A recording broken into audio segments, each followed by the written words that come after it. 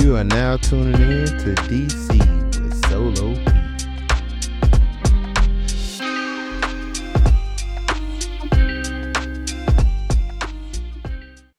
Man, I don't even know where to start. Just want to thank everybody for taking the time to subscribe and send your messages and respond to the videos and compliment the videos and take the time to watch the videos. Like I said, man, I don't even know where to start. But like I said, this is just something that I've been wanting to do, and just appreciate everything that y'all been doing and taking the time out to watch the videos. But I'm just gonna continue to keep pushing, keep trying to put the videos out, try to grow the channel. Like I said, man, DC with Solo P. Season's just beginning. Hopefully we can grow the channel, let the channel grow as the season goes. Hopefully like while we at the game, hopefully we can see each other during the season. Like I said, man, we're gonna be out there. Be on the lookout. Look out for us. DC with Solo P. We out here. Let's go. I will be going through and actually giving a take today. Today's going to be about our Stonewall Syndicate, which is going to be about the trenches. Like I say, Trench Kings. Going to go through and get that little take. Want to go through and talk about the D-line today. Give my take on that. And like one of the followers asked for, we're going to talk about that defensive back team. Give a little take on that. And then talk about training camp. We got training camp coming up. Starting tomorrow. Give our take on that. Touch base on everything that's happening, what everything's going on, and yeah, of course we got a lot more talk coming up, a lot more videos coming up. Get a little bit more comfortable, get to know each other, and see what's going on. Yeah, tune in.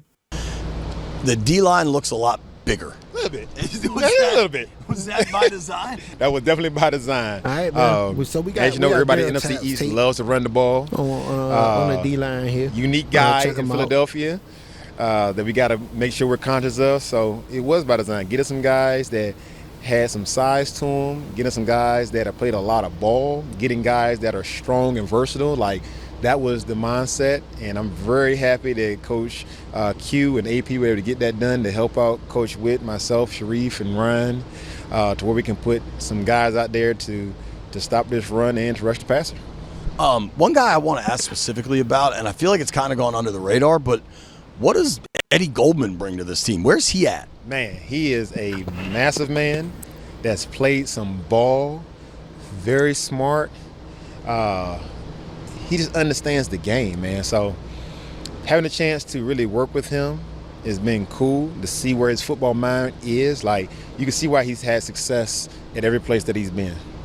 Is he kind of situational? Is he? I can't imagine he's a three-down guy, but like against the run, like you get in goal line or perhaps tush-push situations, is that a guy that really stands out? Yeah, he's a. Let's put some respect on Eddie's name now. He's a versatile big man. Like, a guy that's 300-plus pounds, that can run to the ball, that can stop the run, that can get on the see, man, these guys just don't walk around the earth. Like, he's an athletic guy. Now, for us, it's all about putting guys in position to make plays. And that's the one thing that Coach Witt really likes and really strives for. Like, if you have him a jersey on game day, you're going to contribute to this team. And like that's just I said, the way they we got do these things around here. trenches So we're always trying to find ways to utilize Take a look at these guys that they locked in, coming in to stop this run. With Javonte Jean-Baptiste and Jerzon and all these guys, like, how can we put them in position to make plays? That's what we're trying to focus on.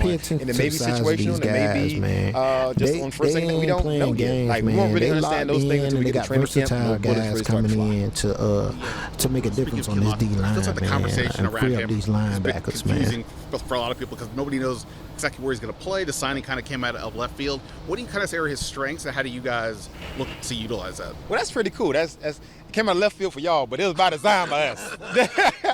See, AP had him in San Fran. I had the honor of working with that young man back in 21 in my first opportunity being back in the league as a coach, and that's kind of where we built our relationship.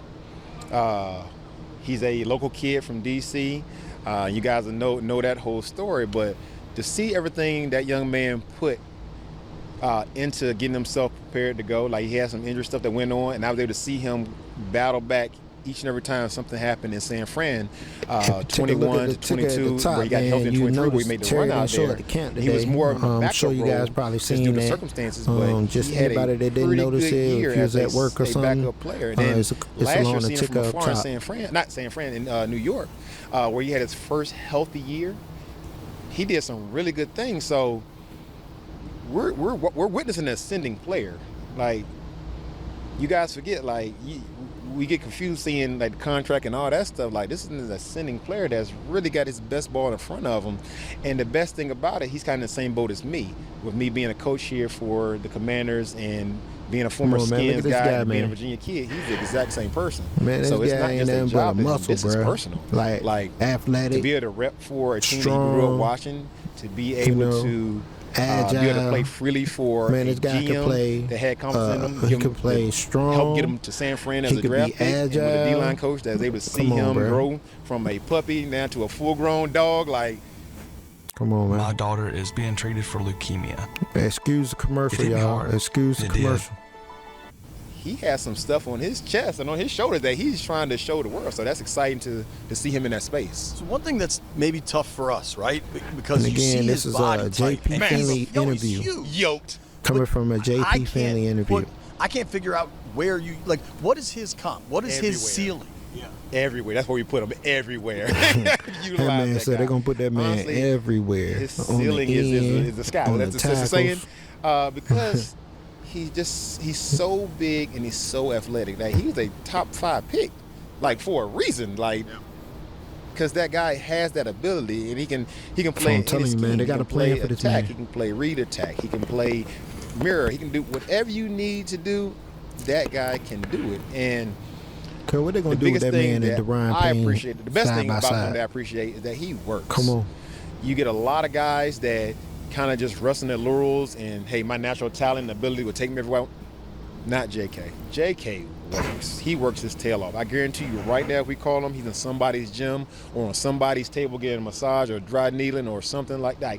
He is constantly working, and that's what's going to allow him to hopefully have one of his best years this year. And with Coach Witt and talking to Coach Q and brainstorming with Ryan and Reef and myself, like, how do we get this guy on the field in positions to help us to not only stop the run, but rush the passer? Just don't think because we see a man that's 6'6" or whatever he is and 305 pounds and 330 pounds that he's just a run stopper. That's a big difference, ain't it? No, he can affect the game any way that needs to be affected. And that's the thing right now. We're just continuing to spoon feed this guy.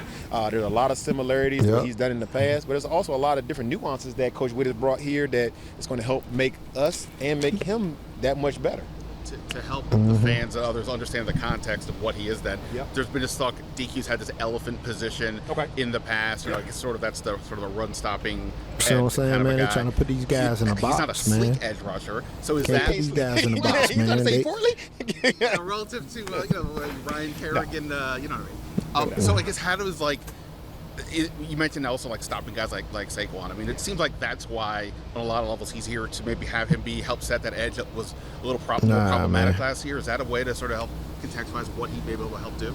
Not necessarily. Well, remember we also just signed Dietrich Wise, who's a massive man that's played DN as well. So the goal is to get bigger, Dietrich Wise, to get athletic, and to be interchangeable with everybody that we signed. So it's unfair to say that you're going to peg JK into that elephant role because we have a Dietrich Wise. We have Cleveland Farrell who's come back and he's healthy. We have Javonte Jean-Baptiste who looks like a totally different player this year, just size-wise, spending a lot of time. What I'm telling y'all about Baptiste, red man. meat and doing a bunch of stuff you to know make what him I mean? so stronger. Baptiste, man. These guys love Baptiste, man. I'm telling y'all, I keep saying it, man. I said it on the last show. Baptiste is going to be that guy, man. Baptiste is going to be that guy. And I can't wait until he springboard us does it. into training camp. You brought up red meat. Is Wise a vegan? Wise is it? I said that about Javonte, not vegan. I know, but that's what Clee got to stay healthy. Wise if is Clee can stay healthy, Clee might be able to do something. Your whole life, coaching, playing. Have you ever had a D lineman that's a vegan? I have not, but clearly he knows what he's doing because he is every bit of 6'5", 280, like strong. Like How's this unique guy guys in this breathing, man? room, man. Like, Come on, really man. savvy What kind of individuals. vegetables They're is aware this of their guy eating, bodies. man? They're aware of how to get themselves prepared. You know Get what I themselves mean? prepared to go to practice guy each and every day. vegan, And man.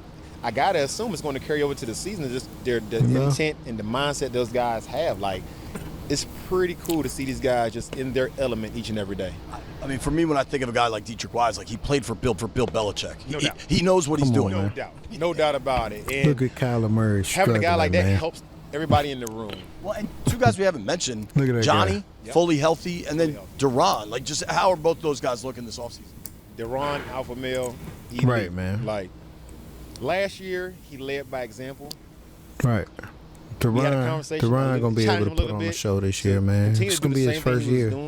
But to be more vocal with it, like, It's gonna be his first take year, over. man. And First he's taking that year. thing wholeheartedly and run with it, man. He's making corrections to the Out guys in his own before I little even get a chance spotlight to do it, which is from so up out of cool to John see, because that Shadows, now man. raises the floor of the entire room. You So know, first year. having that guy in there, I couldn't ask for anything more with DP. Like, he Man, is this intent guy on getting gonna 1% shine, better man. each and every day, each and every play. I think this And gonna then with be Johnny, Duran like, breakout year, man. I'm so Not excited even for that gonna young lie. fella, man. Like, he had a tough hand last year coming in That's the and craziest being thing banged to up, say. and then getting thrown into the deep end immediately when John got banged up, which was not by design, but it helped him tremendously because now he was able This to be is a big Duran's boy in the room league now. and play some legit ball. You know what I mean? And he was able to learn by fire.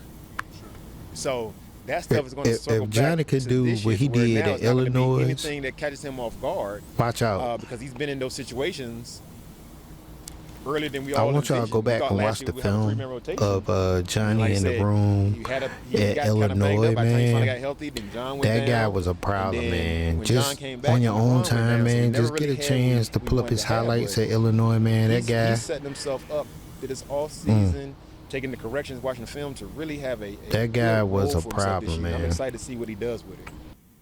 On today's Squadcast, we're at the you know, I mean, like a real threat to create pressure in the interior. Johnny Newton, man, if he can create that in the interior, that's gonna cause the outside to be able to get some pressure, man. And Vaughn, if Vaughn can get one-on-ones on the outside, bro, with all these big guys that we got on the inside, man, because you're not going to be able to go man-to-man with these guys that we got on the inside, man, because these guys, you got to double-team these guys, man. You got to chip and double-team these guys, man. These guys that we got, man, they got real size and strength, man. And this guy right here, I'm telling y'all, man, y'all gonna be like, man, Solo P was telling us, man. I watched this guy named Solo P, man. He was telling me, man, this guy Baptiste was gonna put on the show. Baptiste gonna put on the show, man. But let's go ahead and get our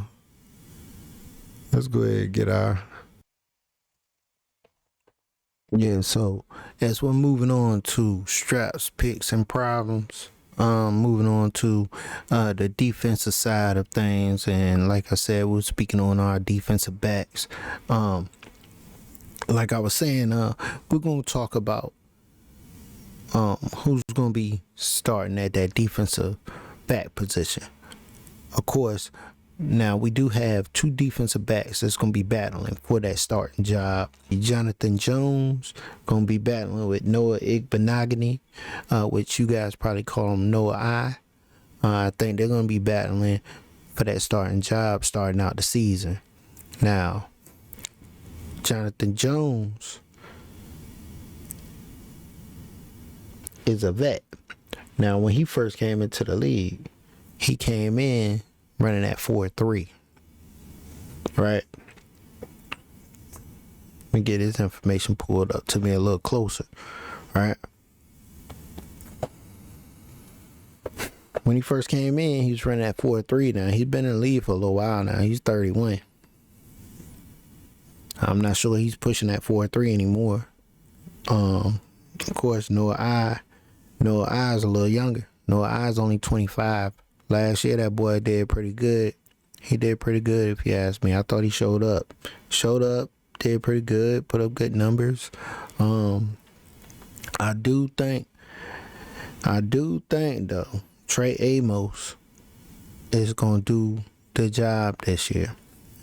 That boy is the truth. Now me, I'm an Alabama fan. Now I'm not your average Alabama fan. Bloodlines, family lines. Everybody's down there. So I watched that boy while he was at Bama. The boy can do it all. The boy switches. He switch off. He release players. He can transition players. The boy plays man to man, plays zone. The boy is amazing.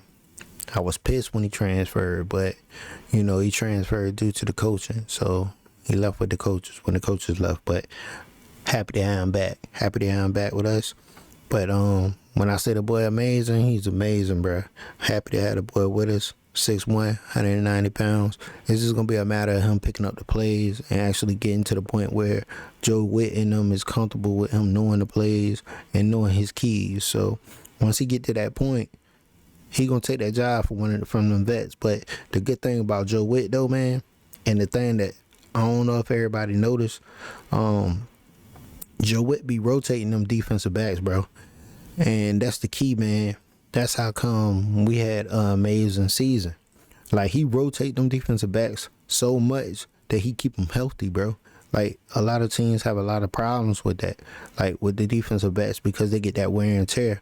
And that defensive backs, like, when you getting hit and you running so much, getting the wear and tear on your legs, like rotating them in the way that Joe Witt be rotating them, bro, like the wear and tear, they don't get so much wear and tear on them.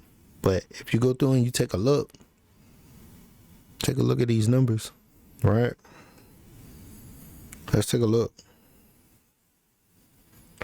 Let's take a look at no eye. Let's see.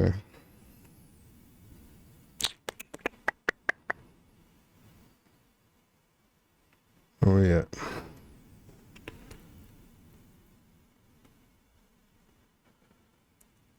Hold on. All right. Looking at Jonathan Jones.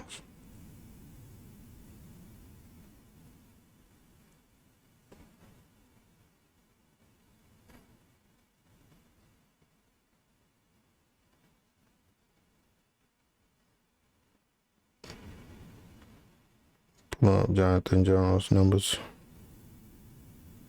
Gotta get them pulled up on the iPad.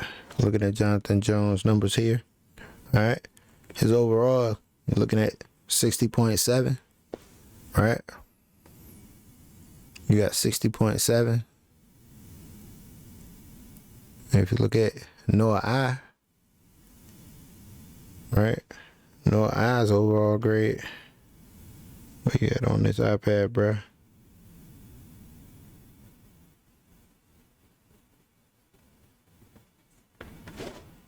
.3. It's looking like Noah I might get beat out. 49.3. It's not looking good. Jonathan Jones produced. But between the numbers, if you actually take a look, man, Jonathan Jones still producing. He's still putting up numbers, man. Oh, let me get these numbers pulled up a little bit bigger on this iPad. That's a little too hot. Yeah, Jonathan Jones still putting up numbers, man. I ain't even gonna lie. 60.7. It's not bad. 57.5 against the rush. That's not bad. Where you at? Yeah, he beating him across the board. I'm struggling. Right? So it's looking like Jonathan Jones might end up winning that job. At least till Trey get up in there. And once Trey get in there, man, we know what's gonna happen. Now we know Mikey has the slot sealed up. Mikey has that slot sealed up. I think Mikey struggled in the slot at the beginning of the year, but he struggled in the slot. I don't think it was because it was the slot. I think it was more so just like rookie jitters. Because as the year went on, Mikey picked up, right? Mikey picked up.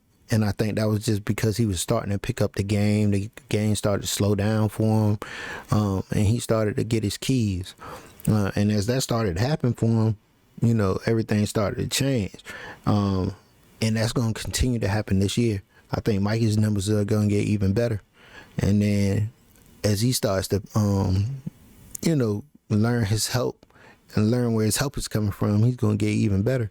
And then as he starts to pick up with his teammates and starts to learn how he can work off of them, that's going to make it even better for him. And then if you take a look at this, bro, this guy right here is going to be key. This guy right here, Marshawn Lattimore, bro.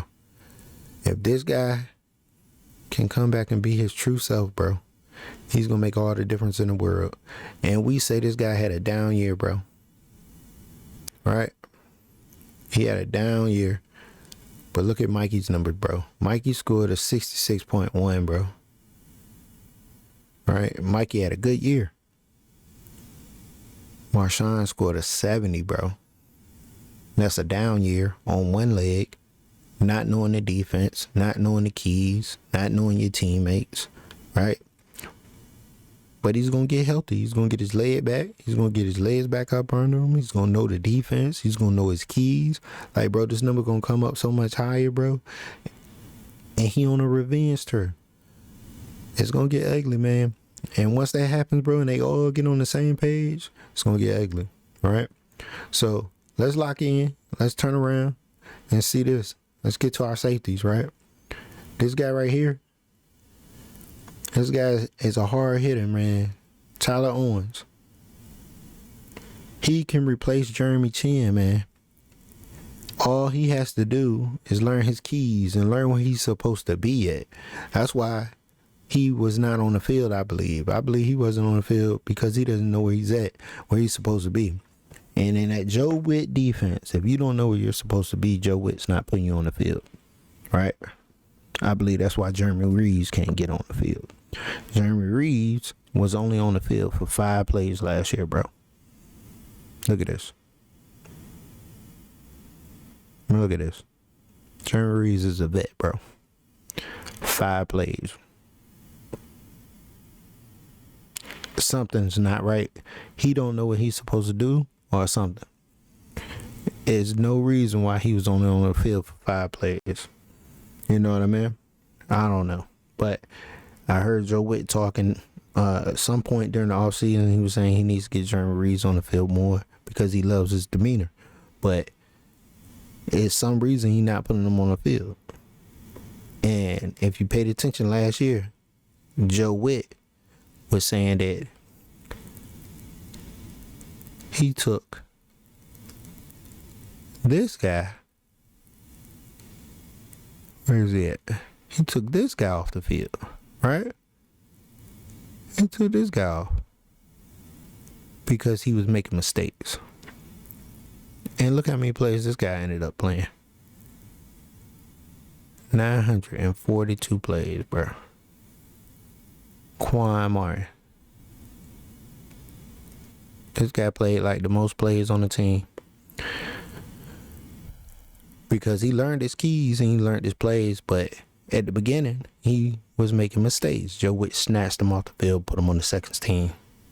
He don't play no games, man. If you don't know your keys, you don't know your plays, you do not play. But let me tell you something. This guy right here is going to have an amazing year. They're already ranting and raving about him. He played last year with 2 separated shoulders, bro, and still had a great year. But what I'm getting at is Will Harris and Quan Martin are going to take all the snaps at safety, bro. It's not going to be any room for anybody else to get on the field, right? I mean, Percy, he was putting in a fight, but Percy has been declining, bro. And with these 2 boys right here, I don't see where he can get on the field. Because look at this. Will Harris, 860 snaps, right? Will Harris is able to cover. Will Harris hits. He gets down in the box. He does everything you could want on the field. And he's playing for half the money that Jeremy Chin was playing for. He's a better cover than Jeremy Chin. I mean, I just don't see it, bro. I don't see where anybody else gets on the field unless there's some type of injury at safety. Because these two safeties, they play all game long. You know what I mean? And the only time I see them coming off the field is if them two linebackers I was speaking of in my previous video come on the field. That's the only time I see these two boys coming off the field. These two boys right here, they're going to play. They not coming off the field. I just don't see it. But that covers the secondary for me. I just don't see it. Tyler Owens, he can find a way to get on that field if he can learn his playbook. But he's gonna have to show that during this offseason and during this training camp. He's the only one I can see putting up a fight to get on that field. The only one. Hey, but we're here. Training camp's here. Let's lock in. We got plenty of time. We got plenty of videos we got coming up. We got plenty of time, plenty of more information. Got all kinds of stuff going on. I'm ready. Let's lock in. I know we got training camp starting tomorrow, so hey, all the videos that I can get. Look, man, I'm up early in the morning, going to work, go to work early. So once I'm off work, man, I'm ready. I'm looking for videos, I'm looking for information. Let me know. If y'all know something y'all want to see, let me know. I'm locking in. I'm ready to record. Let's go. Locked in and loaded. But first shot we get that tour, that new facility. I'm ready to get that. I know them boys been begging for that, boy. You know how long we had that terrible facility? Man, them boys finally got them a real locker room. Man, them college boys been living it up in them locker rooms, boy. Our boys been coming from college and going to their little high school locker room, boy. I know they so happy to have that new locker room. I know they ready to see that, boy. I know they ready to see that. Of course they got to see it today, but we ain't been able to lay our eyes on it. I know I seen a little picture of one, but hey, let's lock in. Hopefully we'll be getting some new information on Terry tomorrow or within the next few days. Hopefully Terry get his money, man. I seen Adam Peters did put out some good information earlier today that they are, you know, wanting to work with Terry and willing to work with Terry. But I think at the end of the day, Terry get his money, man. I don't think they playing with Terry. I think everything gonna work out for Terry and the greater good, man. So the greater good for the team, you know what I mean? So, hey, let's lock in. Let's go.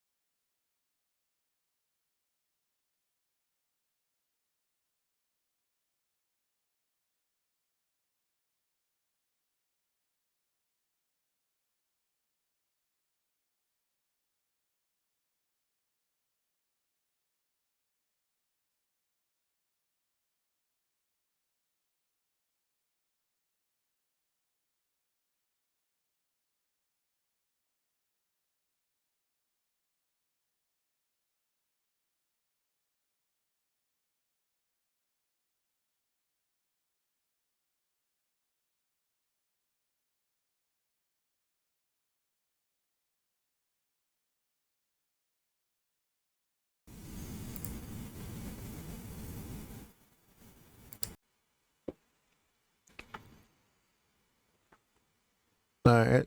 So on this episode of Stonewall Syndicate, we're just going to be touching bases on the D line, and basically how Dan Quinn and Joe Witt built up this defense, and how Daryl Tapp is building up this D line, and basically gonna touch base on what the fan base wants. Fan base asked for to touch base on the secondary. We're gonna do just that. Go through and touch base on that and get my 2 cents on what I think is going on in the secondary. So stay tuned.